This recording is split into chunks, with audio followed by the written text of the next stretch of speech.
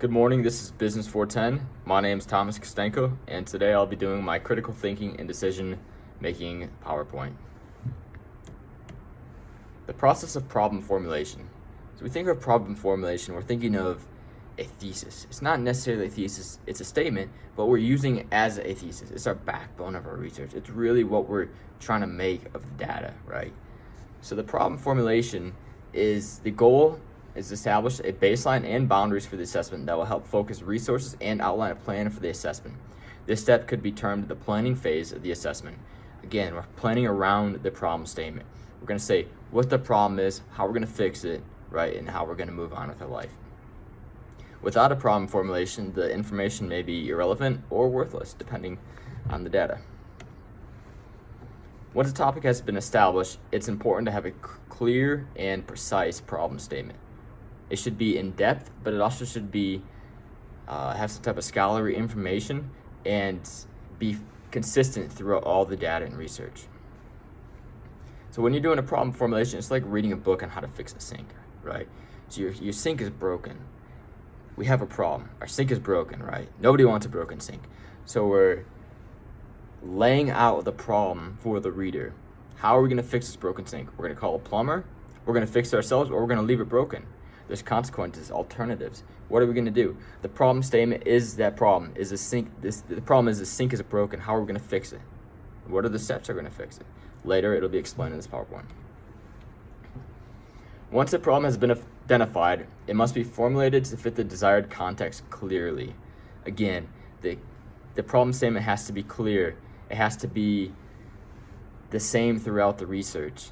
And again, it should have some type of scholarly information to back it up. When formulating the research problem, it's important to view the statement and specify the research and data's original objective.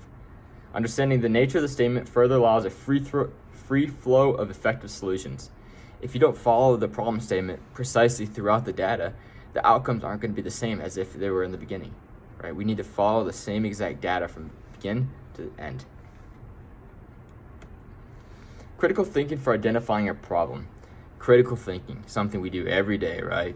Critical thinking is the intellectually disciplined process of actively and skillfully conceptualizing, applying, analyzing, synthesizing, and evaluating information gathered from or generated by observation, experience, reflection, reasoning, or communication as a guide to belief and action. Wow, critical thinking. When identifying a problem, a human brain begins the critical thinking stage and analyzes, brainstorm, and deciding the solution. Think about this. Every single day we do critical thinking. We're brainstorming, we're analyzing. How are we going to fix this? This is broken. Let's decide how we're going to fix it. Let's brainstorm an idea how to fix it. Let's analyze, right? We're going to synthesize and evaluate all the information. Further explained. Applying critical thinking to a problem is a normal daily activity for most. For example, when an individual lifts a heavy box. I'm at work. I'm about to lift a heavy box, right? Am I going to use my legs? Am I going to use my back? Am I going to use some type of pulley system? Am I going to ask for help? That's critical thinking on a daily basis. Another example, more long-term example, say a college student is considering becoming a doctor. The student knows the doctor has a lot of stress. It's a stressful profession. A medical doctor, lots and lots of stress. So the student thinks about it, he weighs on the variables of stress and realizes that the outcome of becoming a doctor is greater than the stress variable, right? Student's preference. Factors affecting decision implementation. Decision implementation is totally dependent on the stakeholders' preference and past experiences. In some cases, the employer may request transparency among specific issues to include legal and financial concerns before allowing continuation. Think about it this way. You're applying for a large hedge fund. You meet with the manager. The manager says, hey, is there any reason that we shouldn't hire you? Any financial and legal reasons, right? That's him making an ethical decision based on prior experiences you may have before you applied for the hedge fund. It is advised that during the implementation phase, the company management should provide staff employees with the necessary training and instructions to link employees' performance with their overall rewarded compensation system. Again, transparency. While you're a manager and you're doing managerial duties to employees, you should be transparent with them. You should be clear. You should tell them that, hey, there's rewards for there's rewards for your action, right? We're affecting decision implementation, When individuals have their own factors, the government plays a vital role in contributing directly to the economy's health and standards upheld. All the decisions are finalized within the confines of the law and regulations. Sure, you can make your own decisions, but at the end of the day, the law comes first, right? The government plays a vital role in contributing directly to the economy's health. The economy's health plays a direct role in your influence in the world. If you can't find a job because the economy is bad, how are we going to make a decision, right? There's three different types of factors affecting decision making. We have certainty, risk, and uncertainty. Now, sure, they're pretty self-explanatory, but we can assume this. Certainty, you know that this is going to be what it is. You know, right? You've outweighed the outweighed the alternatives, and you decided 100% this is what it's going to be. You have 3 doors. One's scary, one's medium scary, one's not scary at all. You know you don't want to be scared, so you're going to go to the not scary door at all, right? You're certain. The next one is risk. Risk is resolved around potential loss and unfavored outcomes. You got 3 doors, again. Super scary, kind of scary, and not scary at all. You kind of want to live on the edge a little bit, so you go to the middle door, a little scary. You understand there's going to be some type of loss, right? You're going to get scared. That's your loss. And uncertainty. Of course, the most scary door, that's the one you're going to be going to. Uncertainty is common among all decisions. It is evocable outcome of each situation.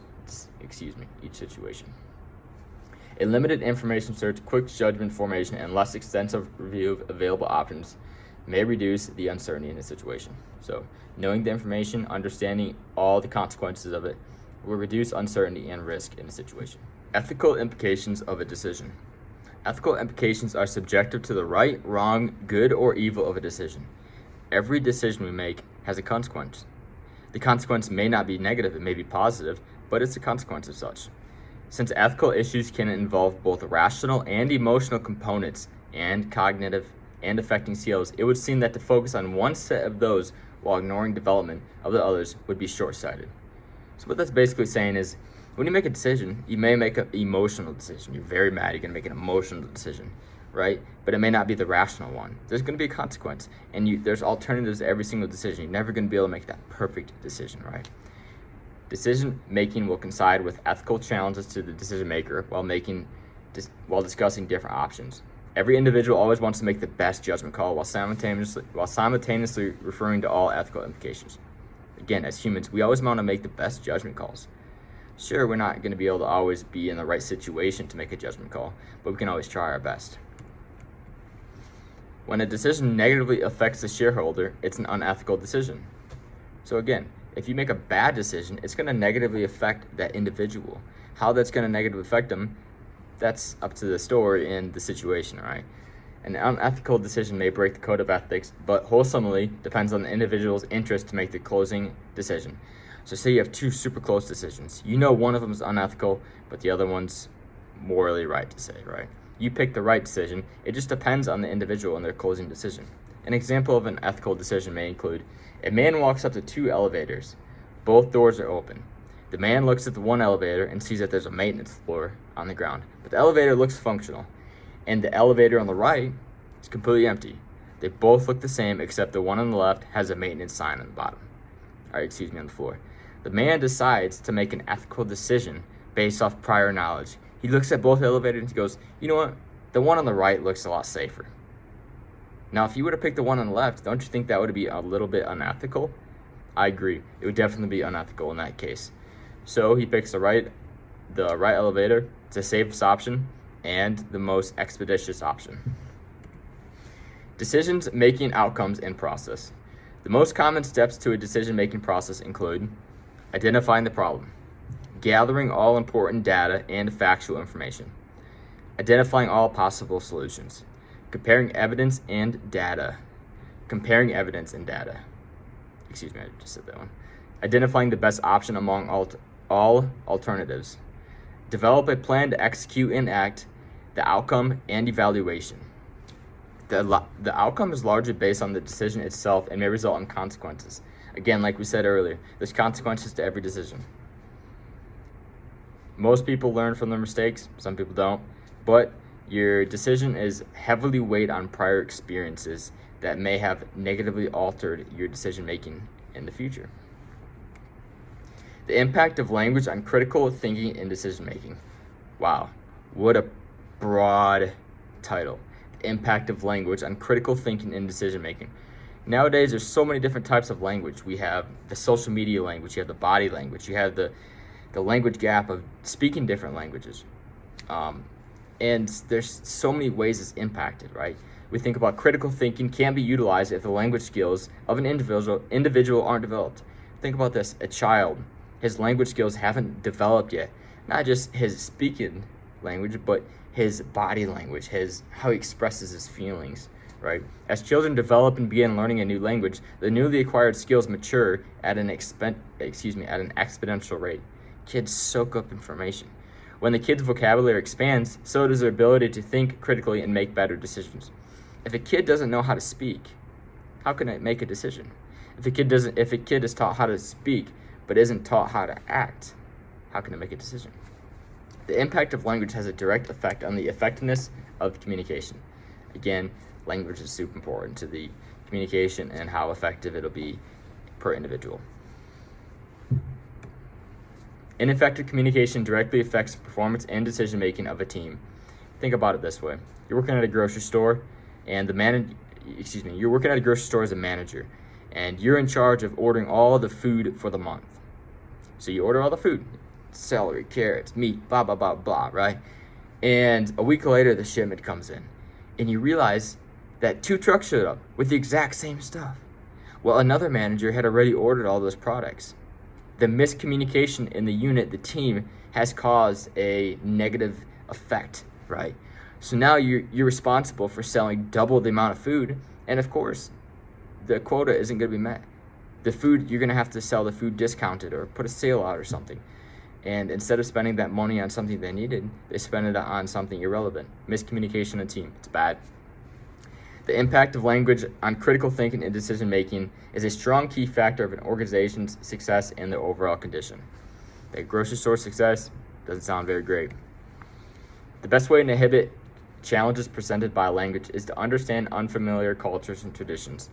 Not just saying foreign cultures, but we're just talking about traditions in general. If you don't know the way I am, then how am I supposed to know the way you are, and how are we supposed to interact with each other? Allowing transparency among different cultures to allow better critical thinking and decision making further. Language separates humans from our primal instincts, from our primal ancestors. The ability to speak and communicate with words.